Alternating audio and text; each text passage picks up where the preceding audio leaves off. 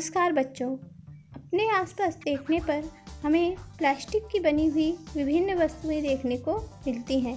आज की कक्षा में हम लोग प्लास्टिक के बारे में पढ़ेंगे, जो कि कक्षा 8 का चैप्टर नंबर 2 प्लास्टिक और संश्लेषित रेशे है। प्लास्टिक मुख्य रूप से हाइड्रोकार्बन का बहुलक होता है। विभिन्न रंगों, आकारों और हल्के वजन के कारण और सस्ते मूल्य के कारण यह बहुउपयोगी और लोकप्रिय पदार्थ बन गया है। क्या आप जानते हैं प्लास्टिक का स्वास्थ्य देखभाल उद्योग में व्यापक उपयोग होता है, अर्थात चिकित्सा उद्योग में। इनके उपयोग के कुछ उदाहरण हैं दवा की गोलियों की पैकिंग, घाव को सीने हेतु धागे, सिरिंज, चिकित्सकीय दस्ताने और विभिन्न प्रकार के चिकित्सकीय यंत्र। माइक्रोवेव ओवन में भोजन पकाने हेतु विशिष्ट प्लास्टिक पात्र उपयोग में लिए जाते हैं। माइक्रोवेव ओवन में ऊष्मा खाद्य पदार्थ को पका देती है, परंतु प्लास्टिक पात्र को प्रभावित नहीं करती है, क्योंकि यह पात्र ऊष्मा सह प्लास्टिक का बना होता है। टेफ्लॉन एक विशिष्ट प्लास्टिक है जिस पर तेल और जल चिपकता नहीं है।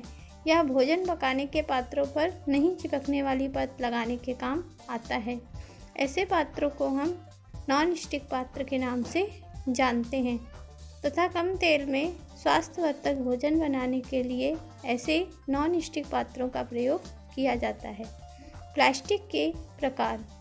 मुख्य रूप से प्लास्टिक 2 प्रकार की होती है। यह प्रकार ऊष्मा के साथ क्रिया करके और विकृति उत्पन्न करने के आधार पर होती है। पहला प्रकार है थर्मोप्लास्टिक। थर्मोप्लास्टिक जो होती है गर्म करने पर आसानी से विकृत हो जाती है और सरलतापूर्वक मुड़ जाती है। पॉलीथीन और पीवीसी थर्मोप्लास्टिक के उदाहरण हैं। इनका उपयोग खिलौने, कंघी, विभिन्न प्रकार के पात्रों के बड़े पैमाने पर निर्माण हेतु किया जाता है। प्लास्टिक का दूसरा प्रकार है थर्मोसेटिंग प्लास्टिक। थर्मोसेटिंग प्लास्टिक जो होती है वह ऊष्मा के साथ गर्म करने पर अपनी आकृति को परिवर्तित नहीं करती है। इसके प्रमुख उदाहरण हैं बेकेलाइट और मेलामाइन। बेकेलाइट ऊष्मा और विद्युत का कुचालक है। यह बिजली के स्विच, विभिन्न बर्तनों के हत्थे आदि बनाने में काम आता है। मेलामाइन एक बहुउपयोगी पदार्थ है। यह आग का प्रतिरोधक है तथा अन्य प्लास्टिक की अपेक्षा ऊष्मा को सहने की सबसे अधिक क्षमता इसमें होती है। यह फर्श की टाइलें, रसोई के बर्तन और कपड़े बनाने में उपयोग किया जाता है, जो आग का प्रतिरोध करते हैं। आपने सुना होगा जो फायर ब्रिगेड में काम करते हैं वो कर्मचारी विशेष वस्त्र पहनते हैं, जिसके कारण आग के बीच से लोगों को बचाने में उन्हें सहायता मिलती है। कुछ प्रमुख प्लास्टिक के नाम देखते हैं। पहला है पीवीसी। पीवीसी का फुल फॉर्म है पॉलीविनाइल क्लोराइड। पॉलीविनाइल क्लोराइड एक लोकप्रिय प्लास्टिक है। इसके खिलौने, बर्तन आदि बनाए जाते हैं। दूसरा है पीईटी या पेट। यह एक उच्च कोटि का प्लास्टिक है। इसका फुल फॉर्म है पॉलीएथिलीन टरथेलेट और यह खाद्य पदार्थों को रखने के बर्तन और बोतल बनाने के काम आता है। तीसरा है पॉलीएथीन। यह भी एक लोकप्रिय प्लास्टिक है। चौथा है बेकेलाइट। बेकेलाइट का प्रयोग बर्तनों के हत्थे बनाने के काम आता है। पांचवा है मेलामाइन। मेलामाइन का प्रयोग अग्निशामक कर्मचारियों के वस्त्र बनाने के काम आता है। अग्निशामक प्लास्टिक वह होती है जो अग्निशामक कर्मचारियों के परिधानों की बाह्य परत का निर्माण करती है और संश्लेषित रेशों में आग पकड़ने से उन्हें रोकती है। यहाँ आप थर्मोसेटिंग प्लास्टिक से निर्मित वस्तुओं को देख रहे होंगे। आइए अब प्लास्टिक की हानियाँ जानते हैं। हानिकारक प्लास्टिक। प्लास्टिक की जो सबसे पहली हानि है वह है पशुओं की मृत्यु होना।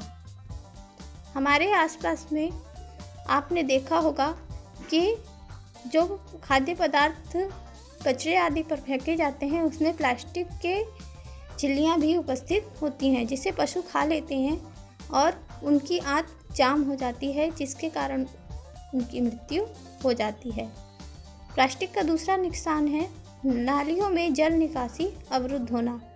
प्लास्टिक एक अजैव निम्नीकृत पदार्थ है और वह कभी भी सड़ता नहीं है, जिस कारण नालियों के अंतिम छोर या मोड़ आदि पर जाकर वह जाम हो जाता है और पानी की निकासी रुक जाती है, जिससे सूक्ष्म जीव, मच्छर, मक्खी आदि पनपते हैं। तीसरा दुष्प्रभाव है भूमि की उर्वरता कम करना। प्लास्टिक की परत भूमि पर फैल जाती है, जिसके कारण भूमि की उर्वरता में कमी आ जाती है, उसके पोषक तत्व सोखने की क्षमता कम हो जाती है।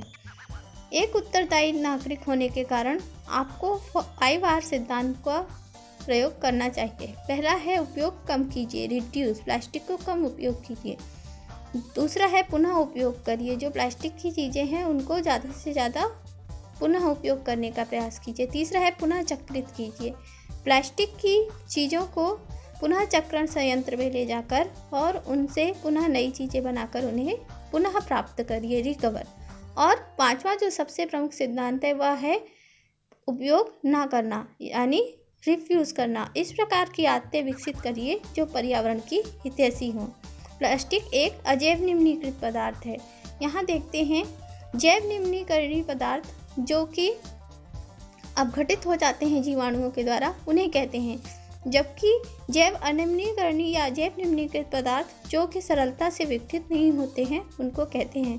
प्लास्टिक भी एक ऐसा ही पदार्थ है जो कि प्रकृति में सैकड़ों सालों तक अपघटित नहीं होता है और जो जैव निम्नीकृत पदार्थ होते हैं वह अपघटन के पश्चात मृदा में बदल जाते हैं। आपने गीला कचरा सूखा कचरा की पेटी देखी होगी।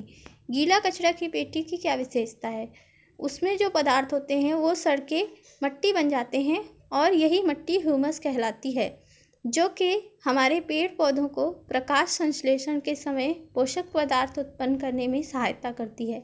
एक प्रकार से ह्यूमस पौधों को खनिज, लवण आदि उपलब्ध कराकर और अपनी जल धारण क्षमता के कारण पर्याप्त मात्रा में जल उपलब्ध कराकर पौधों के पालन पोषण का कारण बनती है।